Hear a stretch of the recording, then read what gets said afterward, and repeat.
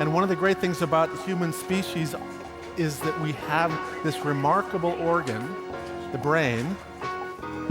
La tête dans le cerveau. Biologie, cervelle, synapses, neurosciences, physique. The human brain really is the most unique gift of our species. Avec Christophe Rodeau.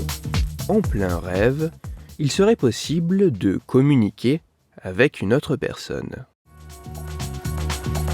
La tête dans le cerveau.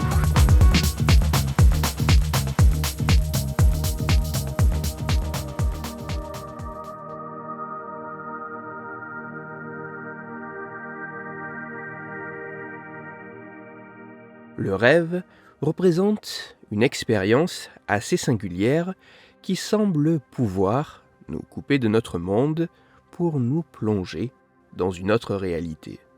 Une réalité qui, par certains aspects, nous semble si crédible que nous pouvons y adhérer et la considérer comme réelle durant notre sommeil. Mais les rêves recèlent encore de nombreux mystères sur leur contenu, leur utilité et les mécanismes cérébraux à l'œuvre. Ceci peut s'expliquer par le fait que les recherches menées sur les rêves se confrontent souvent à la difficulté de devoir s'effectuer, au moins en partie, une fois que ceux-ci sont terminés, à partir des traces laissées chez les rêveurs. Alors, devant tant d'incertitudes, est-il réellement exact de continuer de penser que lorsque nous rêvons, nous sommes coupés du monde? Est-il possible d'échanger avec une personne alors qu'elle est en train de rêver?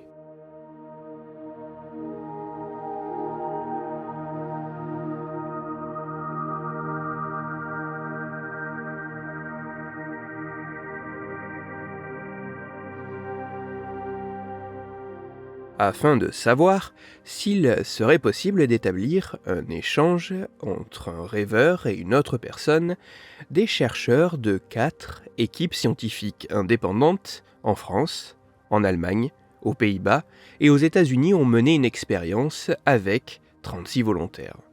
Même si, pour chacune de ces équipes de recherche, les détails pouvaient légèrement différer, dans les grandes lignes, les expériences avaient toutes le même type de protocole. Tout d'abord, une fois les participants endormis, les scientifiques devaient s'assurer que les volontaires étaient en train de rêver grâce à différents indices physiologiques, notamment électroencéphalographiques. Ensuite, l'expérience, à proprement dit, pouvait réellement commencer. Les chercheurs posaient alors une question à laquelle les rêveurs devaient donner une réponse grâce à une façon de répondre convenue à l'avance entre les volontaires et les scientifiques, comme bouger les yeux de droite à gauche ou contracter certains muscles du visage au niveau des joues ou du front. Les questions posées étaient souvent des opérations mathématiques ou des questions dont la réponse était oui ou non. Ces questions pouvaient être données notamment de manière verbale, grâce à un système de haut-parleurs, ou de manière visuelle, en utilisant un code Morse à l'aide d'impulsions lumineuses. Enfin, une fois la réponse recueillie, les chercheurs réveillaient les rêveurs afin de comparer ce qui avait été perçu dans le rêve et la réalité de la stimulation dans la salle d'expérience, et ceci à la fois pour la question posée, mais aussi pour la réponse donnée. Et le cycle pouvait ensuite recommencer. Rêve, question-réponse, réveil et rapport de rêve. Cependant, cette expérience ne s'est pas déroulée avec des participants ordinaires à un moment quelconque. En effet, tous les volontaires avaient déjà expérimenté, rarement ou fréquemment, de manière spontanée ou dans un cadre plus pathologique, une expérience de rêve lucide. Dans un rêve classique, les rêveurs jugent leur expérience de rêve avec un degré élevé d'acceptation et souvent un manque d'évaluation critique. Autrement dit, le rêveur ne réalise pas que ce qu'il vit n'est qu'un rêve. Alors qu'un rêve lucide est précisément en ce point différent d'un rêve classique, car le rêveur arrive à percevoir qu'il est dans un rêve. Les expériences menées par les chercheurs se sont déroulées avec ce type de rêveurs, alors même qu'ils étaient en plein rêve lucide. Les résultats, obtenus à la suite des questions posées par les chercheurs aux rêveurs, sont fascinants.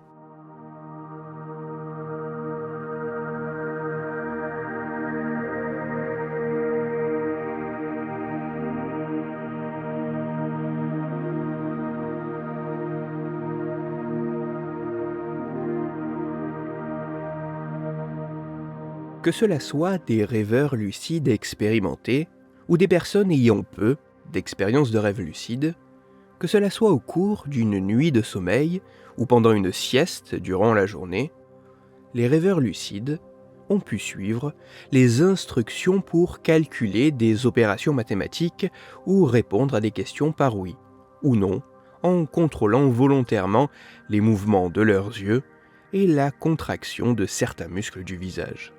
Précisément, parmi toutes les séquences de sommeil effectuées par les volontaires, dans 26% d'entre elles, les participants ont réussi à indiquer aux chercheurs qu'ils étaient dans un rêve lucide grâce à un signal préalablement convenu, déclenchant ainsi le début de l'expérience.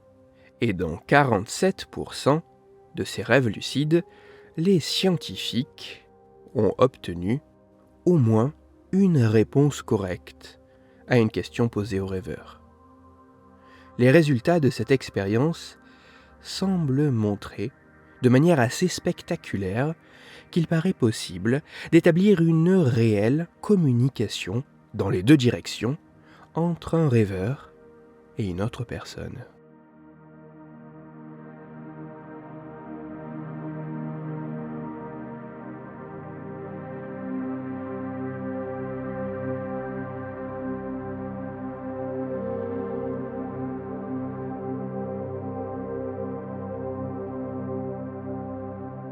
Alors qu'il occupe une partie de nos nuits, le rêve demeure encore bien mystérieux. Si celui-ci semble pouvoir nous couper du monde qui nous entoure pour nous plonger dans une autre réalité, cette coupure ne serait en fait pas vraiment totale, car dans des conditions particulières, il serait possible de continuer à percevoir et à interagir.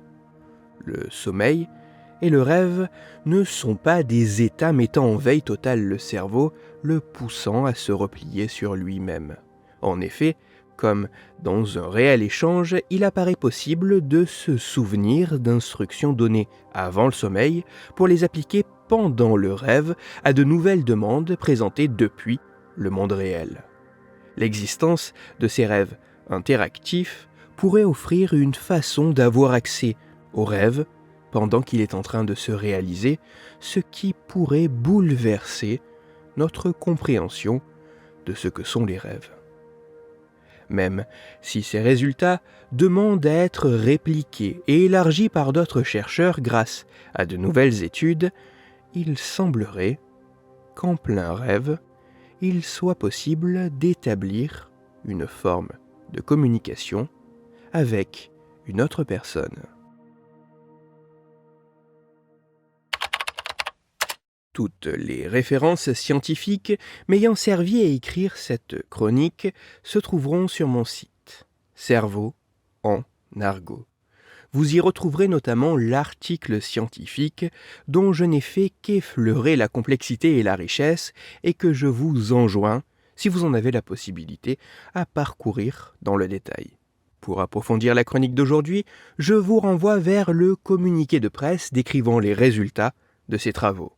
Il est disponible gratuitement sur Internet et a pour titre « Communiquer pendant nos rêves, c'est possible ». Il est écrit par l'Institut national de la santé et de la recherche médicale, l'INSERM, et il est à lire sur le site presse.inserm.fr. Dans cette chronique, il a été question des échanges que l'on pouvait avoir avec le monde extérieur alors que nous dormons. C'est pour cela que je vous renvoie à l'épisode numéro 95 de La tête dans le cerveau.